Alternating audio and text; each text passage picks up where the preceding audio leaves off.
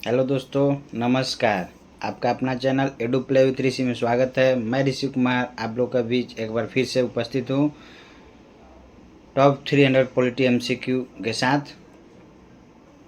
तो आज 7th part जो है लेकर आया हूँ दोस्तों। इससे पहले 6 पार्ट तक अपलोड कर दिया हूँ दोस्तों। चलिए तो बिना देर किए हुए आज आगे बढ़ते हुए टॉप 300 पॉलिटी एमसीक्यू कराने जा रहा हूँ। आप लोग से रिक्वेस्ट होगा, प्लीज़ आप लोग चैनल पर नए हैं तो चैनल को लाइक कीजिए, सब्सक्राइब कीजिए और शेयर कीजिए दोस्तों। ज़्यादा से ज़्यादा शेयर कीजिए ताकि इस वीडियो का लाभ मिल सके। और ये जो हम सीरीज़ जो स्टार्ट किए हैं टॉप 300 पॉलिटी एमसीक्यू, आपका हर एग्ज़ाम में रामबाण साबित होगा दोस्तों। जैसे कि अभी देखिए एसएससी का एग्ज़ाम, बिहार एसएससी एग्ज़ाम है, सिविल कोड का है और जो आपका टीचर का है, ये सब एग्ज़ाम में ये आपका रामबाण साबित होगा। जीके जीएस जो वनडे एग्ज़ाम होता है उसमें ये जो है बहुत आपका हेल्पफुल करेगा, इसलिए आप टोटल पार्ट देख लीजिए दोस्तों। चलिए तो बिना देर किए हुए स्टार्ट करते हैं। चलिए आज है क्वेश्चन नंबर 83। कल 82 पिछले पार्ट में 82 नंबर तक करा दिए थे।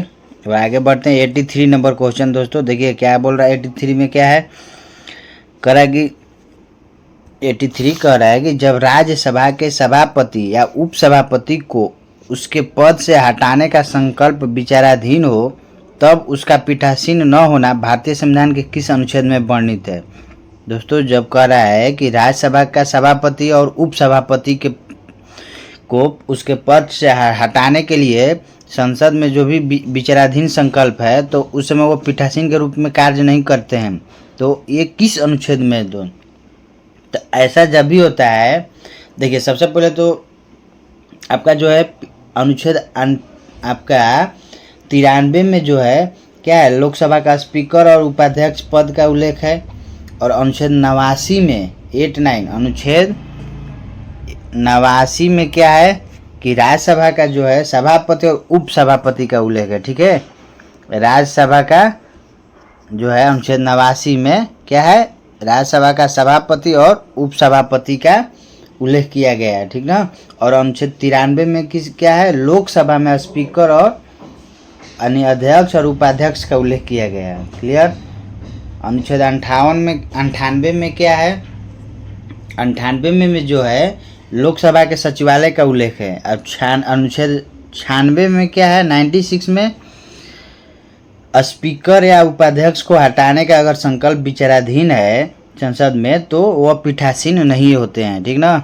उसी तरह राज्यसभा में, राज्यसभा का 89 अनुच्छेद जो है वो बताता है क्या चीज़, राज्यसभा का सभापति और उपसभापति के बारे में उल्लेख है। और अनुच्छेद 92 जो है उसमें बताया गया है कि जब राज्यसभा के सभापति या उपसभापति को उनके पद से हटाने के लिए संकल्प विचाराधीन है तो वह पीठासीन नहीं हो सकता है। तो इसका आंसर क्या हो जाएगा, ए ऑप्शन हो जाएगा। क्या हो जाएगा, 92। यानी अनुच्छेद 92 के अंतर्गत क्या है कि राज्यसभा के सभापति और उपसभापति को अगर उनको पद से हटाने के लिए कोई संकल्प विचाराधीन है तो वह पीठासीन नहीं हो सकते हैं। ठीक है, तो भारतीय संविधान का अनुच्छेद 92 में उल्लेखित है। अनुच्छेद 89 में क्या है कि राज्यसभा के सभापति उपसभापति के पद के बारे में उल्लेख किया गया है। अनुच्छेद 93 में क्या है, तो 93 में क्या है, लोकसभा के अध्यक्ष और उपाध्यक्ष के बारे में बताया गया है, उल्लेख किया गया है। अनुच्छेद 98 में तो लोकसभा सचिवालय का उल्लेख है। अनुच्छेद 96 में क्या है, तो लोकसभा के अध्यक्ष और उपाध्यक्ष को हटाने के लिए संकल्प विचाराधीन है तो वह जो है पीठासीन नहीं होंगे। क्लियर है यहाँ तक। इसका आंसर क्या हो जाएगा, ए ऑप्शन, अनुच्छेद 92। चलिए नेक्स्ट क्वेश्चन देखते हैं 84 नंबर। भारत का राष्ट्रपति किस प्रकार का वीटो का प्रयोग नहीं करता है। भारत का राष्ट्रपति जो है दोस्तों 3 प्रकार के वीटो का प्रयोग करते हैं, याद रखिएगा। भारत के राष्ट्रपति कितने प्रकार के, 3 प्रकार के वीटो का प्रयोग करते हैं। कौन कौन, अत्यंतिक अधिकार वीटो, निलंबनकारी वीटो और पॉकेट वीटो।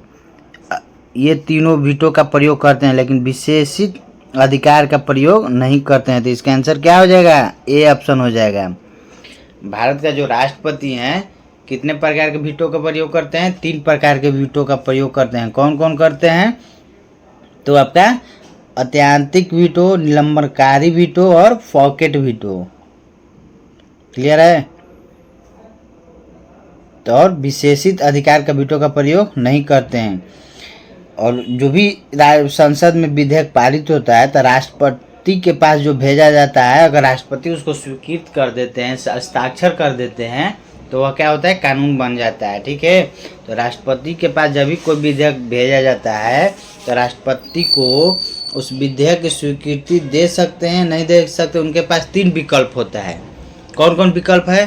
पहला हो गया कि वो विधेयक को स्वीकृति दे सकते हैं। दूसरा विकल्प क्या है? कि विधेयक पर अपनी स्वीकृति को सुरक्षित रख सकते हैं। ठीक है? या माने देखिए, राष्ट्रपति के पास संसद में कोई भी बिल पास होता है तो राष्ट्रपति के पास जाता है, राष्ट्रपति उस पर हस्ताक्षर करते हैं, तभी वो कानून बनता है।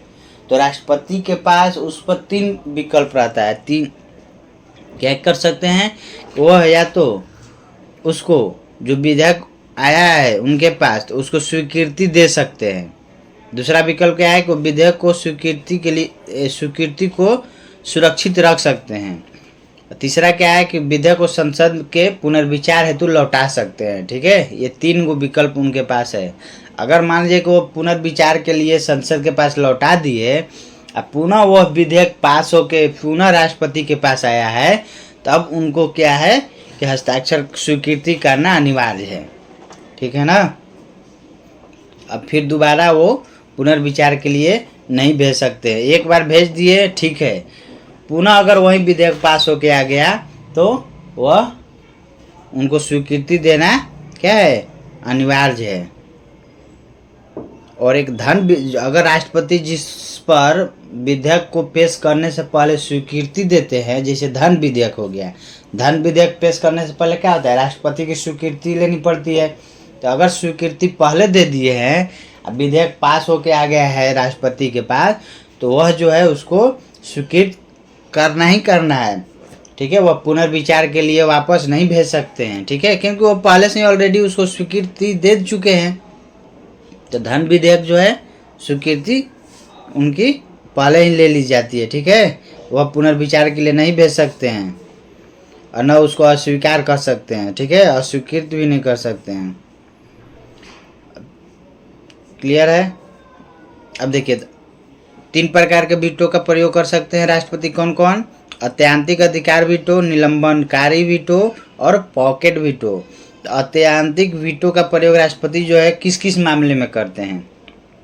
ये तो बात है ना जी, किस मामले में अत्यंतिक वीटो का प्रयोग करेंगे? तो देखिए, अत्यंतिक वीटो का प्रयोग जो है राष्ट्रपति जो है 2 प्रकार के मामलों में करते हैं। कौन कौन मामला है? एक मामला जो है आपका गैर सरकारी सदस्यों के विधेयक के संबंध में। गैर सरकारी सदस्यों के विधेयक के संबंध में मतलब क्या? गैर सरकारी मतलब क्या? कि जैसे मान लीजिए कोई मंत्री नहीं है, अगर वह सदस्य है, तो वो भी विधेयक अगर लाते हैं तो उन पर, उस विधेयक पर क्या है? अत्यंतिक वीटो का प्रयोग राष्ट्रपति कर सकते हैं। ठीक है? गैर सरकारी सदस्य उस सदस्य को कहते हैं जो मंत्री परिषद में शामिल है, यानी मंत्री नहीं है, फिर भी वो क्या है? विधेयक को पेश करते हैं, तो उनको, उस सदस्य को बोलते हैं गैर सरकारी सदस्य। क्लियर है? और दूसरा किस मामले में? तो जब सरकारी विधेयक के संबंध में। ठीक है? अगर सरकारी विधेयक के संबंध में कहना मतलब क्या? जब मंत्रिमंडल त्याग पत्र दे दिया हो और नया मंत्रिमंडल राष्ट्रपति को ऐसे विधेयक पर स्वीकृति सहमति न देने की सलाह दे। ठीक है? तो उस संबंध में भी वो क्या हो? अपना अत्यंतिक वीटो का प्रयोग राष्ट्रपति कर सकते। मान लीजिए कोई विधेयक पास हुआ और मंत्रिमंडल भंग हो गया, फिर नया मंत्रिमंडल का गठन हुआ और वो जो मंत्रिमंडल है उस विधेयक को पास बोल रहा है कि नहीं करना है, तो राष्ट्रपति इस पर अत्यंतिक वीटो का प्रयोग कर सकते हैं। अब देखिए, निलंबनकारी वीटो का प्रयोग कब करेंगे? तो निलंबनकारी वीटो का प्रयोग राष्ट्रपति जो है किसी विधेयक को संसद के पुनर्विचार हेतु लौटाने के संदर्भ में होता है। ठीक ना? मान लीजिए कोई विधेयक आया राष्ट्रपति के पास, उसको क्या किए? पुनर्विचार के लिए लौटा दिए। तो उसको क्या बोलेंगे, निलंबनकारी वीटो का प्रयोग किए। ठीक है, तीसरा वीटो कौन सा है, पॉकेट वीटो। देखिए दोस्तों, पॉकेट वीटो जो है एक बार ही अभी तक प्रयोग हुआ है। किसने किए हैं पता है, ज्ञानी जैल सिंह जो राष्ट्रपति थे, ज्ञानी जैल सिंह, वह पॉकेट वीटो का प्रयोग किए थे। किस मैटर के मामले में, तो भारतीय डाक विधेयक 1986, भारतीय डाक विधेयक 1986 का जो आया था बिल, राष्ट्रपति क्या किए थे उस समय, राष्ट्रपति थे ज्ञानी जैल सिंह, उन्होंने पॉकेट वीटो का प्रयोग किए थे। क्लियर है। और जो विशेषित वीटो का प्रयोग है वह केवल अमेरिका के राष्ट्रपति को प्राप्त है और भारत के राष्ट्रपति को नहीं प्राप्त है। ठीक है, विशेषित वीटो का प्रयोग जो है भारत के राष्ट्रपति को नहीं प्राप्त है। और पॉकेट वीटो का प्रयोग एक बार हुआ है, किस विधेयक में, भारतीय डाक संशोधन विधेयक 1986 में। किसने किया है, तो राष्ट्रपति जो थे तत्कालीन राष्ट्रपति ज्ञानी जैल सिंह। क्लियर। चलिए आगे बढ़ते हैं। नेक्स्ट क्वेश्चन क्या है हमारा, 85 नंबर। क्या है 85 नंबर क्वेश्चन, देखिए कह रहा किस अनुच्छेद के तहत नीति निर्देशक तत्वों को न्यायालय में प्रश्नगत नहीं किया जा सकता है। कह रहा किस अनुच्छेद के तहत नीति निर्देशक तत्वों को न्यायालय में प्रश्नगत नहीं किया जा सकता है। कहने का मतलब देखिए, नीति निर्देशक तत्व क्या है, भारत के संविधान के किस भाग में है, तो नीति निर्देशक तत्व जो है भारत के संविधान के भाग 4 में है और अनुच्छेद 36 से 51 तक है, सब वर्णित है। ठीक है, यानी भाग 4 में और अनुच्छेद 36 से 51 तक जो है नीति निर्देशक तत्व से संबंधित है। क्लियर। और नीति निर्देशक तत्वों को लागू करना राज्य के आर्थिक संसाधन और इच्छा शक्ति पर निर्भर करता है। ठीक है, नीति निर्देशक तत्व जो है किसी राज्य में लागू करना उस राज्य के क्या है, आर्थिक संसाधन और इच्छा शक्ति पर निर्भर करता है। राज्य सरकार नीति निर्देशक तत्वों को जो है अनदेखा नहीं कर सकता है। क्लियर है। और देखिए अनुच्छेद 37 के तहत नीति निर्देशक तत्वों को न्यायालय में प्रश्नगत नहीं किया जा सकता है। किस अनुच्छेद के तहत, अनुच्छेद 37 के तहत। इसका आंसर क्या हो जाएगा, बी ऑप्शन हो जाएगा। यानी अनुच्छेद 37 के तहत नीति निर्देशक तत्वों को न्यायालय में प्रश्नगत नहीं किया जा सकता है। क्लियर।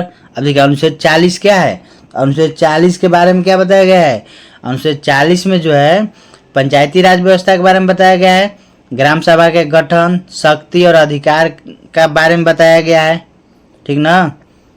और अनुच्छेद 44 क्या है, तो अनुच्छेद 44 जो है समान नागरिक संहिता का उल्लेख किया गया है। अनुच्छेद 44 में क्या किया गया है, समान नागरिक संहिता के बारे में बताया गया है, यूनिफॉर्म सिविल कोड यूसीसी।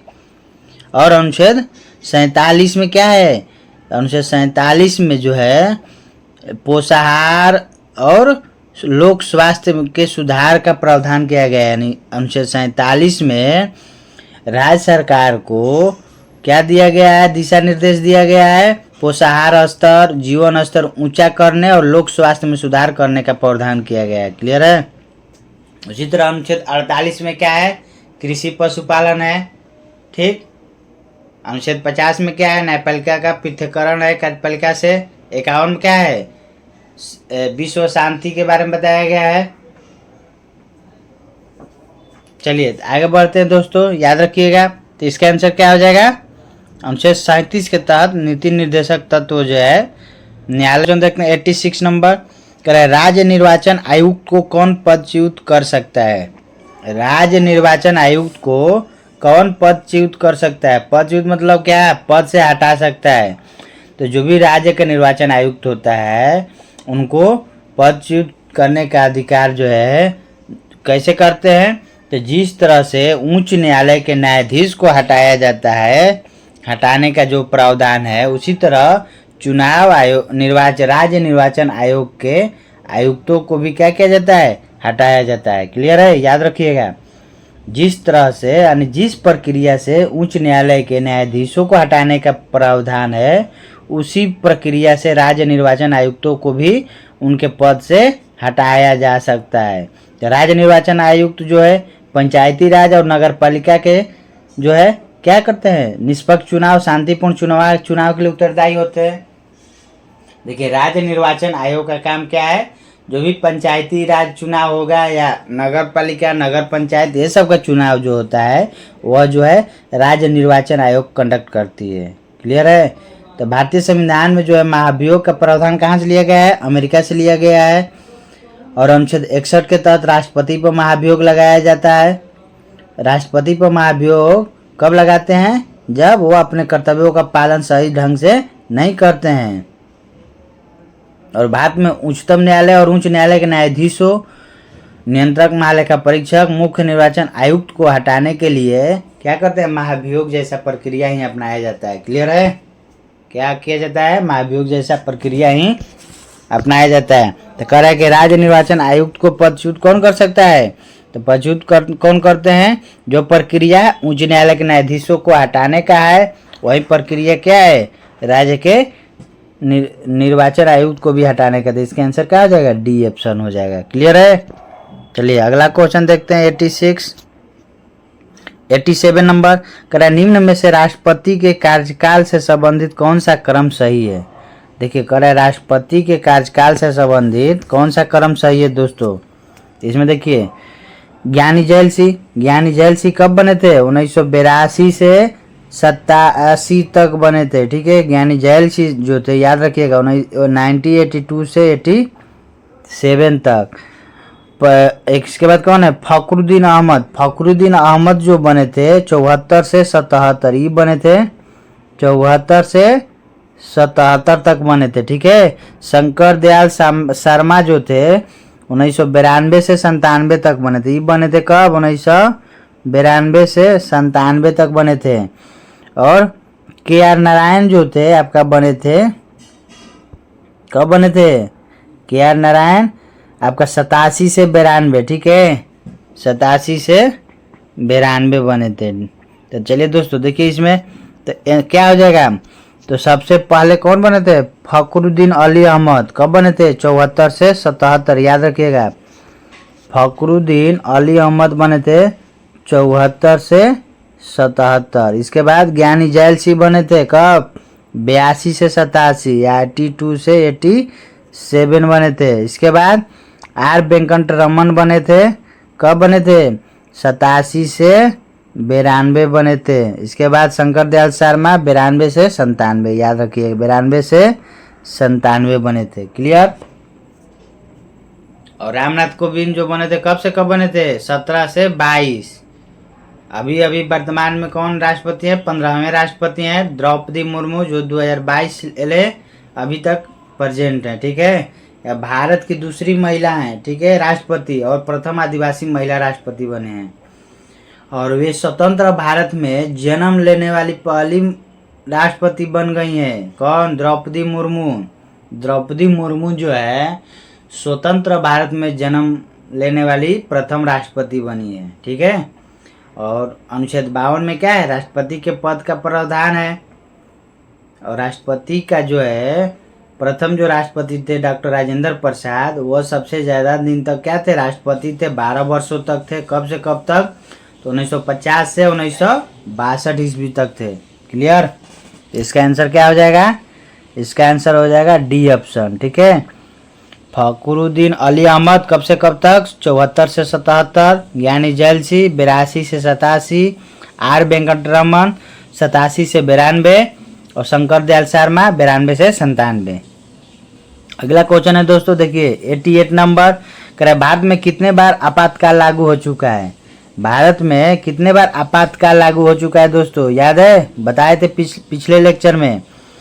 आपातकाल जो है अनुच्छेद 352 के तहत राष्ट्रीय आपातकाल घोषित किया जाता है। कब कब, आंतरिक अशांति, सशस्त्र विद्रोह या बाह्य आक्रमण या युद्ध, ये सब के अगर ऐसा परिस्थिति अगर देश में बनता है तो नेशनल इमरजेंसी लागू होता है अनुच्छेद 352 के तहत। ठीक है, तो ये नेशनल इमरजेंसी राष्ट्रीय आपात जब लागू होता है तो हमारा मौलिक अधिकार जो है अनुच्छेद 20 और 21 को छोड़कर बाकी सभी क्या हो जाता है, निलंबित हो जाते हैं। ठीक है, तो जो और एक होता है वित्तीय आपात जो होता है अनुच्छेद अनुच्छेद 360 के तहत लागू किया जाता है।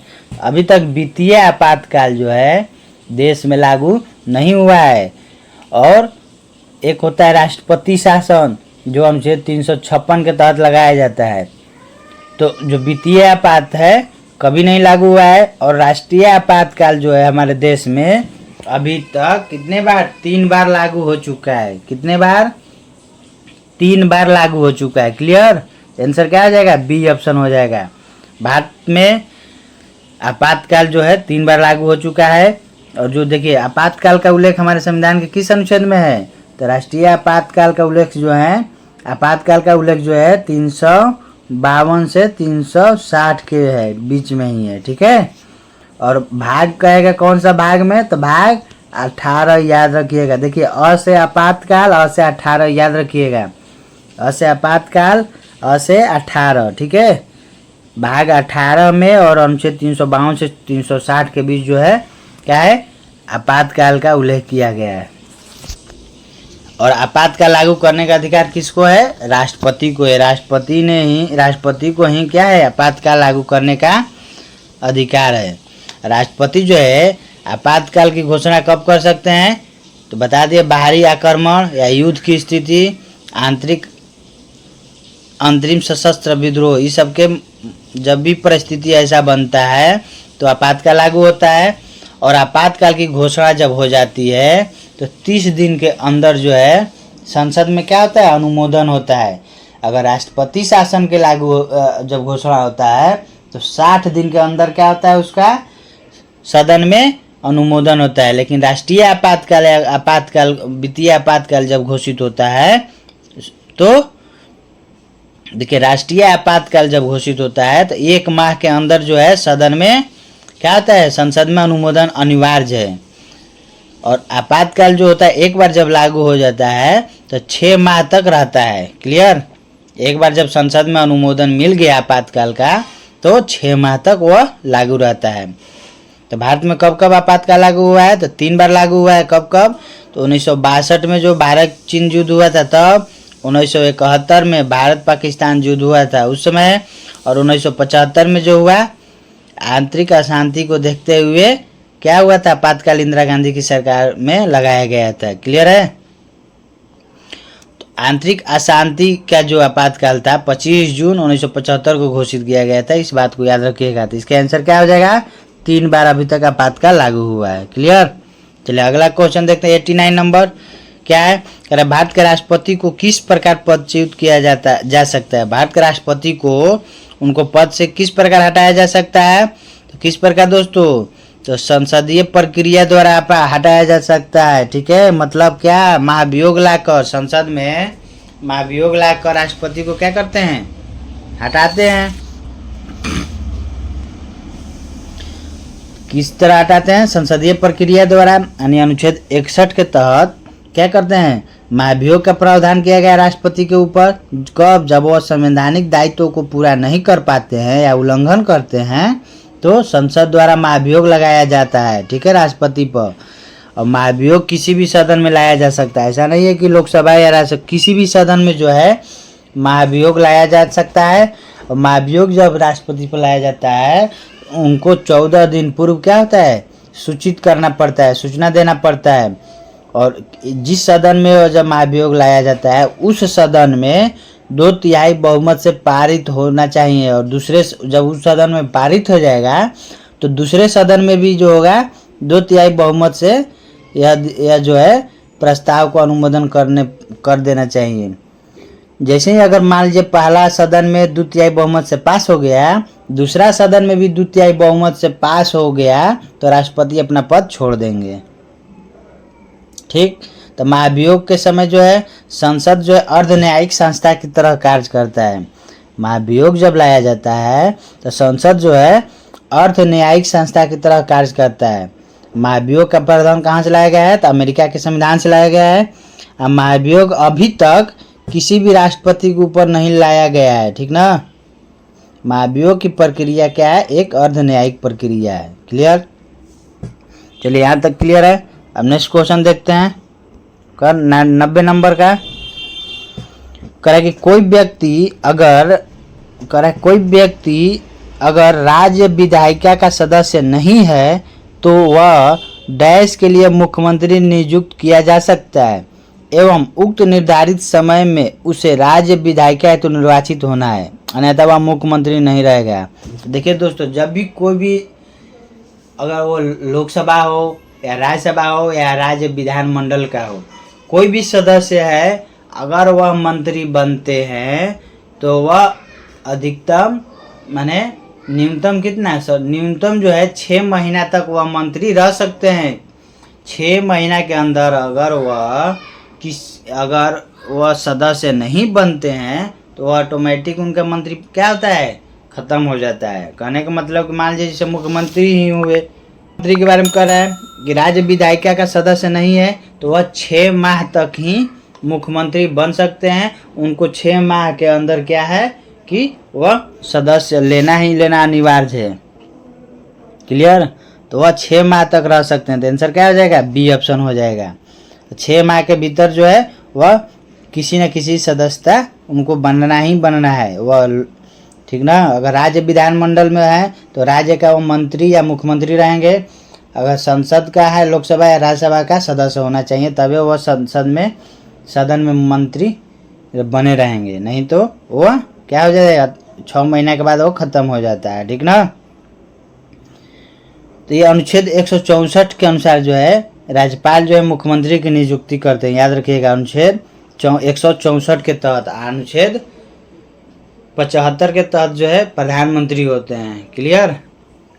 तो अनुच्छेद 164 के तहत क्या होता है, राज्यपाल जो है मुख्यमंत्री की नियुक्ति करते हैं। मुख्यमंत्री जो है राज्य का मंत्री परिषद का क्या होता है, प्रधान होता है।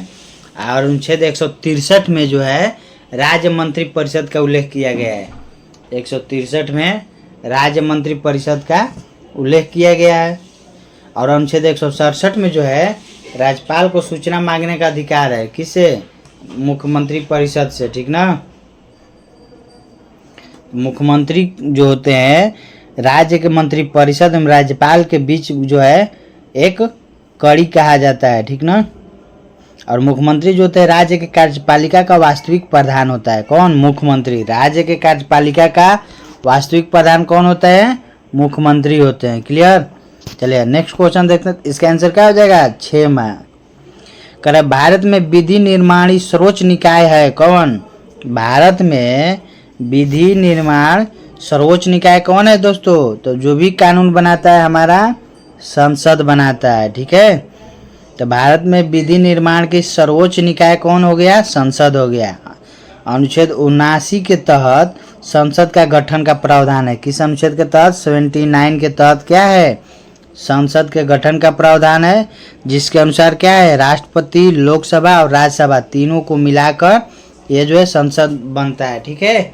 संसद का कहेगा प्रमुख अंग कौन कौन है, तो राष्ट्रपति, लोकसभा और राज्यसभा, ठीक। उसी तरह अगर विधानमंडल कहेगा तो क्या हो जाएगा, राज्य का कहेगा तो राज्यपाल, विधानसभा और विधान परिषद, जहाँ जहाँ जिस राज्य में अस्तित्व में है उसको मिला के वह अंग बनता है, ठीक है।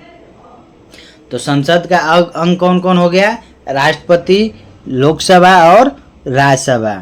क्लियर? तब विधि निर्माण की सर्वोच्च निकाय कौन हो गया, हमारा संसद हो गया, ठीक। और संसद का गठन अनुच्छेद 79 के तहत है। संसद द्वारा जो भी निर्मित विधि है संविधान से असंगत पाए जाने पर क्या होता है, उसको सर्वोच्च न्यायालय उसे निरस्त घोषित कर सकता है, ठीक है। तो संविधान का संरक्षक कौन है, तो सर्वोच्च न्यायालय, ठीक है। निर्माण विधि की सर्वोच्च निकाय संसद, लेकिन संविधान का संरक्षक कहेगा तो कौन सा है, सर्वोच्च न्यायालय है, ठीक है। सुप्रीम कोर्ट जो है वो हो गया है। चलिए नेक्स्ट क्वेश्चन 92 नंबर का, निम्नलिखित में से कौन सा कथन लोकसभा के उपाध्यक्ष के संदर्भ में सही नहीं है, लोकसभा के उपाध्यक्ष के संदर्भ में सही नहीं है। कह रहा है वह लोकसभा के ही सदस्यों में चुना जाता है। उपाध्यक्ष अपने पद पर लोकसभा के कार्यकाल के दौरान रहते हैं। जब अध्यक्ष का पद रिक्त होता है तो उपाध्यक्ष अध्यक्ष के रूप में कार्य करता है। जब उपाध्यक्ष लोकसभा के पीठासीन अधिकारी होते हैं तो वह प्रथमतः मत दे सकते हैं। तो दोस्तों देखिए क्या है, लोकसभा का जो उपाध्यक्ष होते हैं जब पीठासीन अधिकारी होते हैं तो हम मत नहीं दे सकते हैं दोस्तों, यह गलत है। यही जो स्टेटमेंट जो है गलत है, ठीक ना। ठीक, देखिए लोकसभा के सदस्यों में से ही उपाध्यक्ष को चुना जाता है, सही है।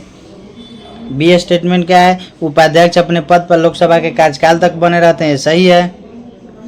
अध्यक्ष का पद रिक्त रहता है तो उपाध्यक्ष ही क्या करते हैं, अध्यक्ष के पद पर रहते हैं, ये भी सही स्टेटमेंट है। तो लोकसभा के अध्यक्ष को है केवल मत जब बराबरी हो जाता है किसी विधेयक पर, तो उस अवस्था में वो क्या करते हैं, निर्णायक मत देते हैं, ठीक ना। और अनुच्छेद 93 में क्या है, लोकसभा का अध्यक्ष और उपाध्यक्ष का पद जो है उल्लेख किया गया है। वर्तमान में अभी क्या 18वीं लोकसभा का गठन हुआ है, ठीक ना। संसद के संयुक्त अधिवेशन की अध्यक्षता भी कौन करते हैं, लोकसभा के अध्यक्ष ही करते हैं, ठीक है। प्रथम लोकसभा के अध्यक्ष कौन थे, जीवी मावलंकर, ठीक है। 93 नंबर करे, राज्य विधायिका में धन विधेयक को केवल किसकी पूर्व सिफारिश पर प्रस्तुत किया जाता है। तो दोस्तों बता दिए हैं कि राज्य की विधायिका में कहता है, तो राज्य की विधायिका में कह रहा है किसके पूर्व सिफारिश पर धन विधेयक प्रस्तुत किया जाता है, तो राज्य में कहेगा तो राज्यपाल, और केंद्र में कहेगा तो राष्ट्रपति हो जाएगा। क्लियर है। राज्य की विधायिका में धन विधेयक केवल राज्यपाल के पूर्व सहमति पर ही प्रस्तुत किया जाता है, ठीक। धन विधेयक जो है को विधानसभा का अध्यक्ष जो है क्या करते हैं, धन विधेयक को प्रमाणित करते हैं, ठीक ना। इसी तरह लोकसभा में लोकसभा का अध्यक्ष ही बताएंगे कि धन विधेयक है कि नहीं, इसका प्रमाण देते हैं लोकसभा का अध्यक्ष ही। संसद में जब धन विधेयक प्रस्तुत किया जाता है तो उससे पूर्व राष्ट्रपति की अनुमति लेनी पड़ती है, ठीक है। तो इसका आंसर क्या हो जाएगा, राज्य विधानमंडल में कर रहा है तो राज्यपाल हो जाएगा। चलिए दोस्तों आज यहीं तक रखते हैं, फिर मिलते हैं नेक्स्ट वीडियो में। चलिए, और आप लोग से रिक्वेस्ट होगा प्लीज़ आप चैनल पर नए हैं तो चैनल को लाइक कीजिए, सब्सक्राइब कीजिए और ज़्यादा से ज़्यादा शेयर कीजिए। और दोस्तों पिछले मैं 7 पार्ट आपको बता दिया हूँ, और 7 पार्ट का वीडियो का जो लिंक है इस वीडियो के डिस्क्रिप्शन बॉक्स में मैं डाल दूँगा। आप टोटल पार्ट देखिए, एक भी क्वेश्चन आपका नहीं छूटेगा। चलिए दोस्तों यहीं तक रखते हैं, धन्यवाद। यहीं तक रखते